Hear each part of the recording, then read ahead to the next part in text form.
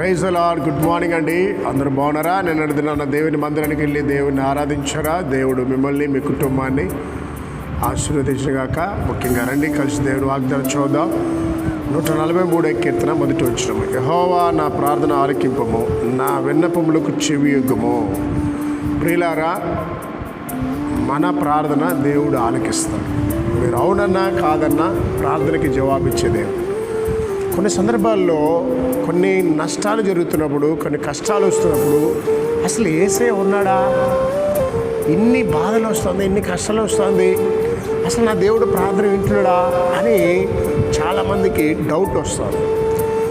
ఏ మాత్రం సందేహం పెట్టుకోండి, నీ ప్రార్థనకి ప్రాణం ఉంది. నువ్వైనా చచ్చిపోతావు కానీ ప్రార్థన చచ్చిపో. మా సంఘంలో ఒక వృద్ధురాలు ఉండేది, పెద్ద ఆమె, 70 ఏళ్ళ, చాలా భక్తిపరురాలు. మోకాళ్ళు వేసి కన్నీటితో ప్రార్థన చేస్తాం. అయితే మా చర్చికి వచ్చే దారిలో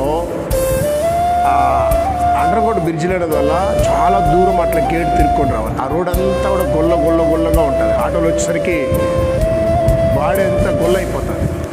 చాలా ఆయాసంతో వస్తుంది మందిరానికి, అయినా భక్తితో వస్తుంది. అయితే నేను సంఘం అందరూ ప్రార్థన చేసాం, ప్రభా మాకు ఒక అండర్గ్రౌండ్ బ్రిడ్జ్ చేసేవండి అని 7 సంవత్సరాలు ప్రార్థన చేసాం. ఆమె ప్రతి ప్రార్థనకి కన్నీటితో చేసేది. నేను కళ్ళలో 2 కళ్ళతో చూసేవాడిని, కన్నీళ్ళు కార్చేది. అయితే కొన్నాళ్ళకి ఆమె చచ్చిపోయిందండి. 2024లో చచ్చిపోయిందండి. 24లో చచ్చిపోతే అద్భుతం తెలుసండి, ఆమె చచ్చిపోయింది కానీ ఆ ప్రార్థన చనిపోలేదు. 24లో చచ్చిపోయింది. 25వ సంవత్సరము జనవరిలో అండర్గ్రౌండ్ బ్రిడ్జ్ పని ప్రారంభమైంది. 26లో ఈ సంవత్సరం ఓపెన్ అయ్యింది. అర్థమైందా? మనం చేసే ప్రార్థనలు, మనం చచ్చిపోయినా మన ప్రార్థన బతికుంటుంది. అందుకే ప్రియ తండ్రి, ప్రియ తల్లి, నీ పిల్లల కోసం ఏం ప్రార్థన చేస్తావో అది ఖచ్చితంగా జరుగుతుంది. సందేహం పెట్టుకోకండి, విశ్వాసంతో ప్రార్థించాలి.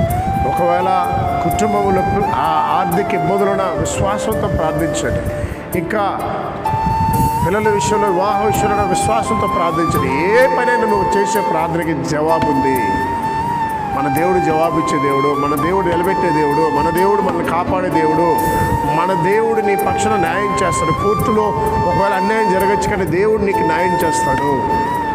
తలలో వంచండి, ప్రార్థించండి. మహోన్నతుడా, పరిశుద్ధుడా, ఉదయకాల వాగ్దానంలో బిడ్డల మీద అభిషేకించండి. ఎందరైతే నా ప్రభా ఉదయకాల కన్నీటితోనైనా తన కుటుంబ విషయంలో వ్యాధులతో ఉన్నారు, వారిని కనికరించండి, ఆదరించండి, కృప చూపించినైనా రోగుల్ని స్వస్థపరిచినాను. ఎందరో నా ప్రభా అనాథ పిల్లల వారికి ఆహారం తెచ్చాను. నా ప్రభా ఈ తెగుల నుంచి మా ప్రజల్ని కాపాడన్నా తండ్రి.